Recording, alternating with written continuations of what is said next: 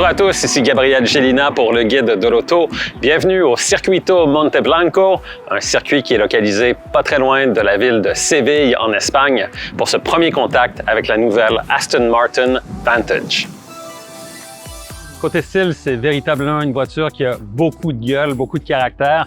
On remarque évidemment à l'avant une calandre qui est agrandie de 38% par rapport au modèle précédent, de façon à permettre un meilleur refroidissement du moteur. On remarque aussi un petit élément de design qui est tout à fait Aston Martin, c'est cette courbe ici en S. Ça fait partie de l'ADN, si on veut, de la marque. Et on remarque aussi évidemment les nouveaux blocs optiques qui sont inspirés de la Valkyrie.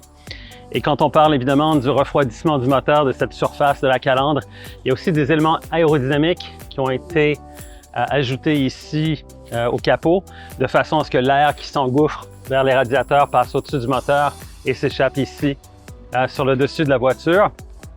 Sur les côtés, un autre élément de design qui est vraiment intéressant. Ici, cette petite applique fibre de carbone avec le nom Aston Martin. On remarque aussi que la voie avant est beaucoup plus large, la voie arrière aussi. C'est une voiture qui a véritablement des hanches, des très belles courbes. Et un très beau design pour ce qui est des jantes. Évidemment, des jantes de 21 pouces avec un nouveau pneu qui a été développé spécifiquement par Michelin. C'est un Pilote Sport 5S qui a été développé spécifiquement pour la Vantage. Et à l'arrière, ce qui est cool aussi, c'est de voir ce immense diffuseur avec les 4 sorties d'échappement. Et surtout, c'est une voiture qui n'a pas d'aileron ou d'artifice. On a juste ici ce ducktail, ce type de spoiler en forme de queue de canard qui donne un look vraiment très sobre et très sport à la voiture. Alors, au volant de la nouvelle Aston Martin Vantage, ici, ce que l'on a évidemment, c'est un modèle avec les sièges sport qui sont offerts en option. Et en fait, on ajuste le siège au moyen de cette courroie ici, c'est-à-dire on tire dessus sur cette sangle en fait. Et là, on peut déplacer le siège de l'avant à l'arrière. L'ajustement du dossier se fait par le biais de ces contrôles électriques sur le côté, évidemment, avec les positions de mémoire. Et ici, ce qu'on remarque aussi, c'est une qualité d'assemblage qui est vraiment très, très bien et aussi un très beau choix de matériaux pour ce qui est de l'intérieur. On a évidemment ce nouvel écran de 10 pouces et quart qui change la donne complètement pour ce qui est de la Vantage parce que c'est maintenant un système qui est beaucoup plus moderne. Mais ce que j'aime beaucoup, c'est que les designers ont choisi de conserver plusieurs touches, plusieurs boutons physiques sur la voiture. Donc, par exemple, pour ajuster ici le système de contrôle électronique de la stabilité ou encore la sonorité du moteur ou l'amortissement ici au moyen de ces touches qui sont sur le côté de cette console centrale. Comme toujours, bon, évidemment, on appuie sur ce bouton pour démarrer le moteur et ça, c'est votre levier de vitesse.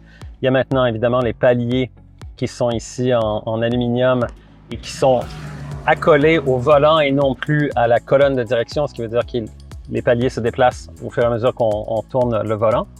Et ce qui est très cool aussi, c'est ces contrôles ici qui sont en fait en métal machiné, rotatif, qui ont un très très bon feeling tactile. Ça, c'est une très très belle touche. Aussi, ce qu'on remarque, évidemment ici, ce bouton sert non seulement à démarrer le moteur, mais aussi à contrôler les modes de conduite et aussi évidemment l'intervention du système électronique de la stabilité. Donc tout ça se retrouve ici au moyen de ce petit, qu'ils appellent le Manettino, un peu comme Ferrari l'appelle eux aussi. Et donc un volant aussi avec multifonction, avec des touches sur les branches.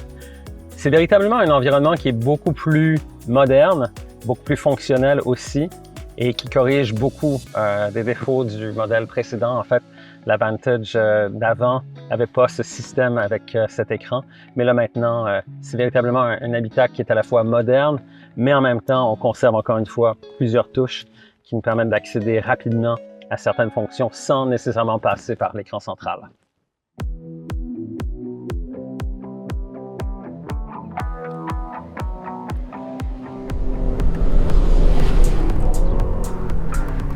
Alors sur le circuit avec la nouvelle Aston Martin Vantage, Première chose qu'on remarque, c'est que ce moteur V8 biturbo de 4 litres est vraiment très volontaire. En fait, la puissance a été augmentée de 30% par rapport au modèle précédent.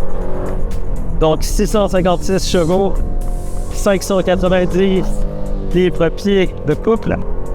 La voiture fait 0-100 en 3,5 secondes. Il s'agit d'un nouveau bloc moteur, nouvelle culasse, nouveaux arbres à camembert, nouveau turbo. Bref, c'est une mécanique qui est tout à fait nouvelle. Nouvelle boîte aussi ZF qui a été vraiment optimisée pour les sensations que l'on ressent au volant lorsqu'on change les rapports sur cette boîte. L'accélération, on sent toujours une espèce de coup dans la transmission de façon à avoir cette réaction peut-être un peu plus émotive de la voiture. C'est vraiment cool feeling. Et surtout, en accélération franche, écoutez ce son.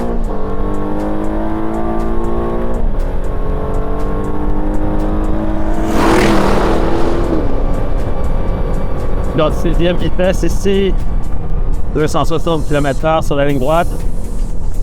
Freinage assez appuyé. La voiture qu'on conduit a les freins en céramique. Ils sont proposés en option. Elle roule aussi sur des jambes de 21 pouces.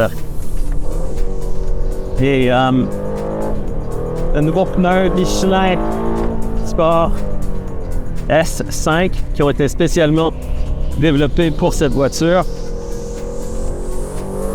La répartition des masses aussi, 50-50. Et c'est une voiture qui est vraiment, à cause de cette répartition des masses, et aussi parce que le châssis a été optimisé de façon à rendre la voiture plus agile sur circuit. C'est vraiment, on est dans un tout autre monde par rapport au modèle précédent. Et c'est un vrai plaisir de conduire cette voiture ici sur le circuit Monte Blanco en Espagne aujourd'hui. Évidemment, il y a plusieurs modes de conduite que l'on peut utiliser. Et on peut même paramétrer le degré de dérapage sur le sortie de virage. Alors, c'est une voiture qui peut s'adapter véritablement en fonction de nos attentes. Si on veut vraiment rouler rapidement sur circuit et la pousser, c'est possible. Et si on veut rouler de façon souple sur la route, c'est possible aussi. Donc, une belle dualité pour cette voiture.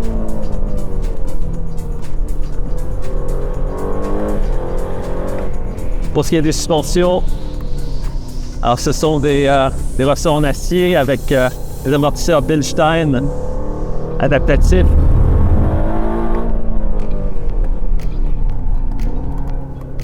Et encore une fois,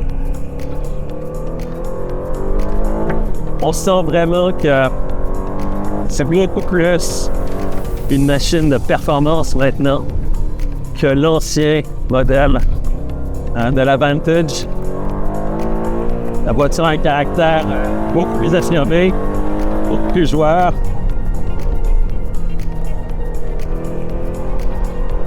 Elle est tout à fait en phase avec la nouvelle stratégie d'Aston Martin, qui est justement d'exploiter un peu plus le volet performance, en lien évidemment avec leur implication au Formule 1. Et à notre époque, beaucoup de sportifs sont des voitures à traction, à rouage intégral, je devrais dire.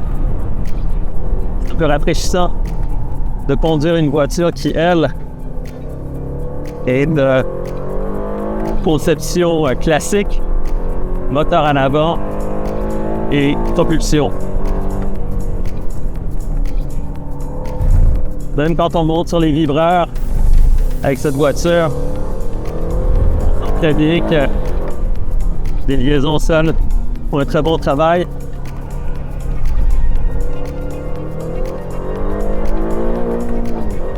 Et le plus gros fun, évidemment, c'est d'accélérer en sortie de virage et de sentir un peu l'arrière cherche à se dérober, comme ici.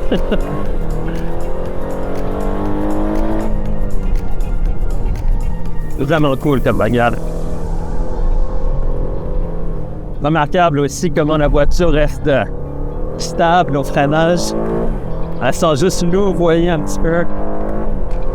Mais pour ce qui est de la dynamique, je veux dire que les ingénieurs ont fait un boulot remarquable là, avec cette nouvelle Vantage.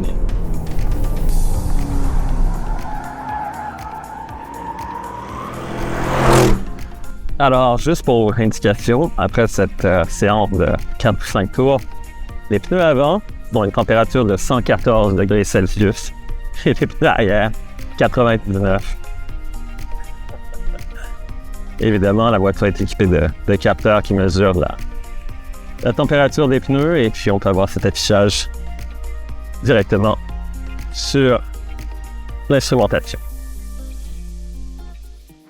Alors au final, cette nouvelle Aston Martin Vantage est une voiture qui est plus dynamique, plus performante, qui a plus de caractère en fait que le modèle qu'elle remplace. Et ça vous donne une idée vraiment de la direction dans laquelle Aston Martin évolue avec véritablement plus d'emphase sur la performance. Et c'est aussi une marque qui est en train de se renouveler parce que, bon, évidemment, après le DBX, on a eu la DB12 et maintenant on a la Vantage et on sait évidemment qu'il y a un nouveau modèle qui s'en vient prochainement. Donc, de ce côté-là, les choses évoluent très rapidement du côté d'Aston Martin. Et pour ce qui est de celle-ci, non seulement elle est plus agréable à conduire, mais aussi elle est plus agréable peut-être au quotidien avec le nouvel écran tactile qui corrige véritablement un des plus gros défauts du modèle précédent. Donc maintenant, de ce côté-là, pour ce qui est du système multimédia, Aston Martin rattrape son retard et on se retrouve maintenant avec un système qui est particulièrement efficace. Et ça ajoute encore un gros plus finalement à cette nouvelle voiture.